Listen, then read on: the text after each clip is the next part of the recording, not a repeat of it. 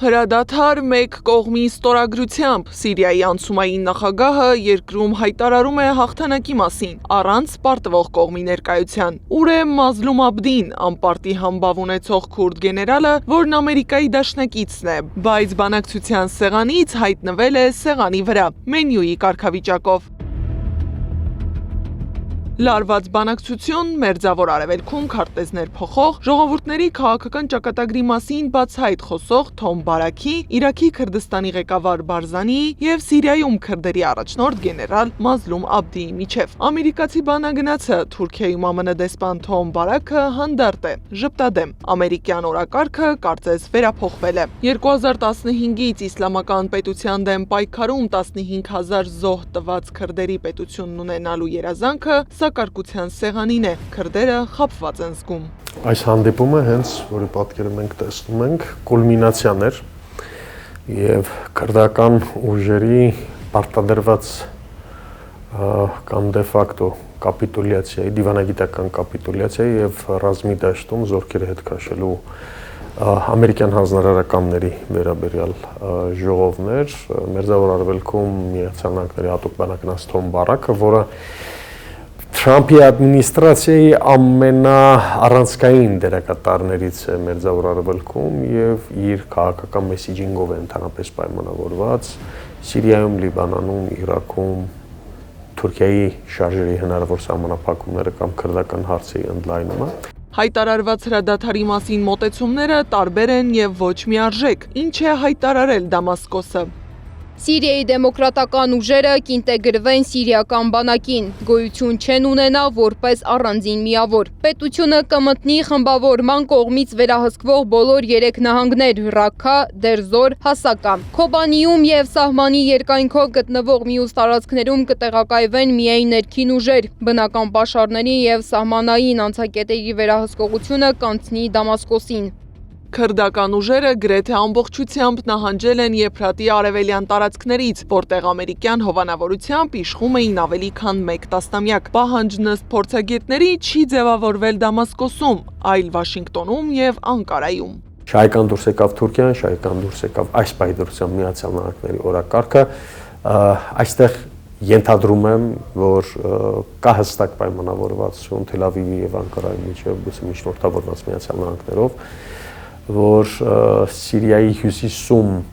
թուրքական ազդեցությունը ավելացնելու կամ դոմինանտ դարձնելու դիմաց Իսրայելը ձեռք է բերում հեգեմոնիկ ազդեցություն նվազագույնը Սիրիայի հարավային շրջանում, այսինքն Դարայի եւ Սուեդայի եւ Քունեյթիրայի մարզերի շրջանների նկատմամբ։ Արաբագետ Արմեն Պետրոսյանը նշում է, որ Սիրիայում հրադադարի հաստատմանը նպաստել են երկրի ներսում, տարածաշրջանում եւ աշխարհում արագ փոփոխվող իրադարձությունները։ Սիրիայում տեղնեցած իշխանապողությունը,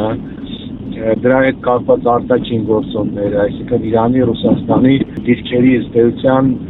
էականորեն թույլատում Միացյալ Նահանգների քաղաքականությունը նոր կառավարության հետ, որը որ շատ կարևոր է Թուրքիայի ազդեցությունը Սիրիայում։ Մոտ 10 օր հետ գնանք ու խնդիրը դիտարկենք հետհայաց։ Արևելագետ Ապրես Զոհրաբյանն առաջարկում է հասկանալ, ինչու լարվեցին Սիրիայի բանակի ու քուրդ զինյալների հարաբերությունները, երբ դեռ 2024-ի մարտից կար պայմանավորվածություն չխախտել Սիրիայի տարածքային ամբողջությունը։ Այդ լայնածավալ հարձակման ժամանակ այդտեղ մոտավորապես 200 կիլոմետր ճակատամ Սիրիայի ժամանակավոր կառավարությանը հաջողվեց նաև դեմոկրատական ուժերի արաբ մարտիկների դավաճանության հետևանքով գրավել մեծ տարածքներ, մոտավորապես 30,000 քառակուսի կիլոմետր, կարող մի քիչ ավել, մի քիչ պակաս։ Կդառնա այս համաձայնությունը անկյունաքարային Սիրիայի ինքնիշխանության վերականգնման ճանապարհին ժամանակը ցույց կտա։ Արևելագետը միաժամանակ համարում է, որ այս փաստաթուղթը նաև Անկարայի հաջողությունն է, որով Թուրքիան իր համար լուծեց կենսական խնդիր։ Թուրքիան ոչ միայն ինքն է աջակցել Թուրքիայի քաղաքականությունը եւ Թուրքիայի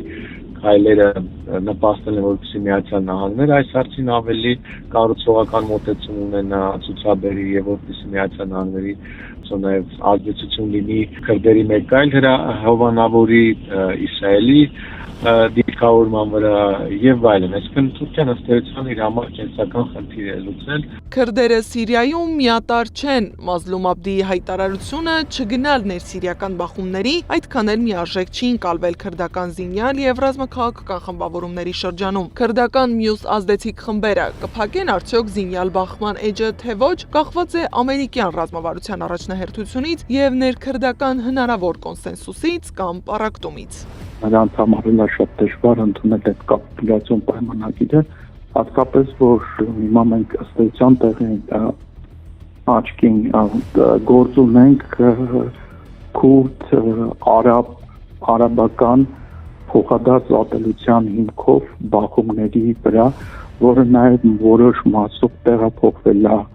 նաև Իրաքյան Քուրդիստանի տարածք։ Համաձայնագիրն ստորագրված է։ Դաշտում Սիրիայի բանակն է, քուրդ զինյալներին էլ ստիպել են վերադառնալ զորանոց, զորացրվել կամ ինտեգրվել սիրիական բանակին, այն բանակին, որը Ռաքքայի բանտերից ազատ է արձակել իսլամական պետությանը հարող 3000 զինյալի։ Ինչպես է Վաշինգտոնը պատկերացնում վիճակի հսկողությունը, կկարողանա Սիրիայի բանակը զսպել իսլամական արմատական այս խմբերի գործունեությունն առանց քուրդ ղեկավարության։ Հարցեր ու հարցադրումներ, որոնք բարձրացնում են փորձագետները եւ որոնք չունեն միարժեք պատասխաններ։ Գարի Մութաֆյան, Գեգամ Ղազարյան, ABC Media։ Բաժանորդագրվեք YouTube-ի մեր ալիքին, հետևեք մեզ Facebook-ում, Telegram-ում, WhatsApp-ում, Instagram-ում ու TikTok-ում կամ այցելեք մեր պաշտոնական կայք www.abcmedia.am։